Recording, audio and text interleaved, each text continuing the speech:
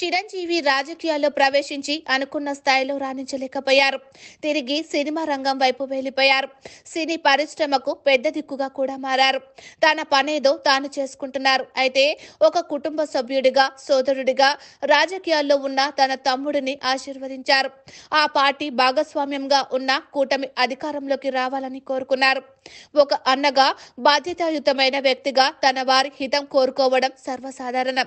కానీ వైసీపీకి అది ఇబ్బందికరంగా మారింది. అందుకే ముందస్తు ప్లాన్ అన్నట్లు చిరంజీవిపై విరుచుకుపడింది. ముందుగా సజ్జల రామకృష్ణారెడ్డి మాట్లాడారు. సింహం సింగిల్ అంటూ జగన్ గురించి గొప్పగా చెప్పుకొచ్చారు.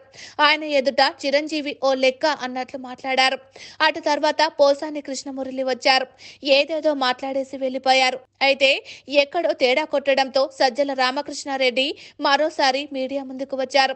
చిరంజీవిని తాము విమర్శించలేదని, ఆయన రాజకీయాల్లోకి వస్తే తమకు అభ్యంతరం లేదని పొడిపొడిగా మాట్లాడేసి వెళ్లిపోయారు. అయితే ఈ వ్యాఖ్యలతో వైసీపీకి డ్యామేజ్ తప్పదని భావించినట్లు ఉన్నారు. అందుకే సైడ్ అయ్యారు. ఇప్పుడు చిరంజీవిపై సాక్షి మీడియాను వదిలారు. బురద చల్లడం ప్రారంభించారు. ఇటీవల జనసేనకు చిరంజీవి 5 కోట్ల రూపాయల విరాళం ఇచ్చిన సంగతి తెలిసిందే. అయితే అది చిరంజీవి తనంతట తాను ఇవ్వలేదని పవన్ ఒత్తిడి చేశారని సాక్షి మీడియా చెబుతుండడం విశేషం. తన వద్దకు వచ్చిన చిరంజీవితో పాటు సినీ ప్రముఖులను జగన్ ఎంతో అభిమానించారని, గౌరవంతో చూసుకున్నారని సాక్షి చెప్పుకొచ్చింది.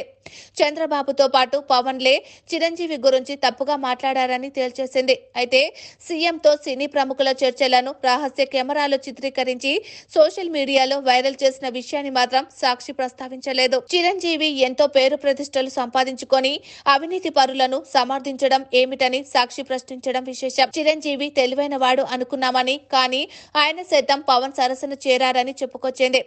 కేంద్ర ప్రభుత్వం పద్మ విభూషణ్ బిరుదు ఇచ్చినందుకే బీజేపీతో ఉన్న కూటమికి చిరంజీవి మద్దతు ప్రకటించారని అసలు విషయాన్ని బయటపెట్టింది. అవినీతి పరుడైన సీఎం రమేష్ ను పక్కన కూర్చోబెట్టుకొని ఫోటో దిగడాన్ని కూడా తప్పుపట్టింది.